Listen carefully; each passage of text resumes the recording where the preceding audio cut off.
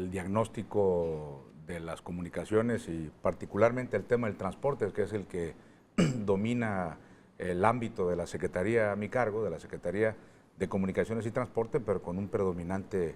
del sector de los transportes, ¿no? Entonces, yo te diría que es un sector que fue caracterizado durante muchos años por una gran discrecionalidad, donde se atendían criterios de carácter corporativo, clientelar, y los transportistas de alguna u otra manera eran obligados a formar parte de estos sectores corporativos que manejaba un partido político. Entonces, en ese sentido, la ley era un mero referente simbólico. No se aplicaba porque al aplicarla, pues tocabas los intereses de quienes te interesaba promover. Entonces, uno de los aspectos más difíciles para poder trabajar con los grupos de transportistas, con las organizaciones, las uniones de transportistas, asociaciones, federaciones. Estamos hablando de un parque vehicular que está llegando casi a los 14,000 vehículos de transporte público en el estado. En consecuencia, hablamos de modalidades de transporte que se formalizaron al vapor, como el caso de los pochimóviles, sin una regulación estricta y prácticamente atendiendo a criterios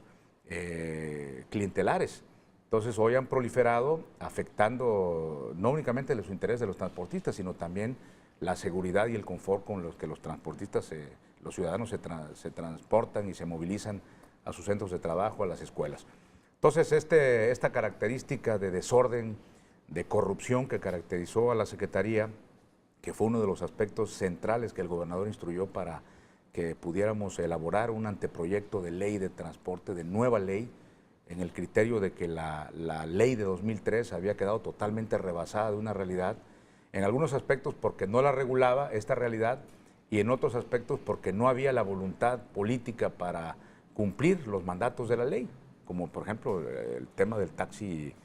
colectivo, ¿no? Que toda la vida la ley ha dicho que solo había taxi especial con taxímetro y nunca ha habido ni especial ni con taxímetro. Entonces había un servicio colectivo que viene de muchísimos años en usos y costumbres de la población, que se arraigó en la cultura de la gente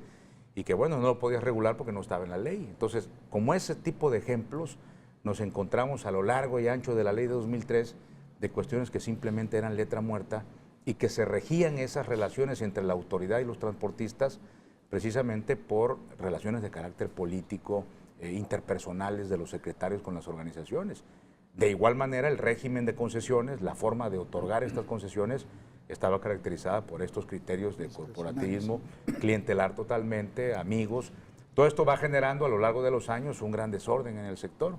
porque finalmente se le otorgan concesiones a gentes que no tienen las características para prestar el servicio o la experiencia o el perfil idóneo para hacerse cargo de una concesión de cualquier modalidad de transporte público. Se le daban amigos, a parientes, a familiares de los propios transportistas y la gente que podía realmente manejar las unidades pues iba quedando en un segundo o tercer plano y se les daba realmente como migajas en la menor proporción. Entonces, bueno, no era fácil tratar de hacer una ley que pudiera dejar contentos a todos. La ley obviamente mete orden en el sector, aumenta las penalidades, en las multas, en las sanciones para quienes infringen la ley y tenemos plenamente la convicción de que se debe llevar a fondo, aplicar estas multas. Por dar un dato solamente comparativo con 2012, en 2012 se levantaron 516 infracciones en un año completo. Esto quiere decir que 40 inspectores con 5 patrullas no levantaron, si tomas en consideración que no trabajan los sábados y los domingos, ni siquiera una infracción al día en los 365 días. Y nosotros en 2013 levantamos más de 7,000 infracciones y este año de 2014 esperamos superar las 12,000 infracciones. Esto genera también resistencias de los grupos que estaban acostumbrados a negociar este tipo de aspectos en la Secretaría, con el secretario, con los diversos funcionarios, porque finalmente los inspectores lo único que hacían era cobrar derecho de piso, controlar las organizaciones y no levantaban ninguna infracción. Entonces esto va generando un desorden en el sector que meterle orden, pues valga la expresión, pues no es una tarea fácil, porque es un cambio de cultura, ¿no?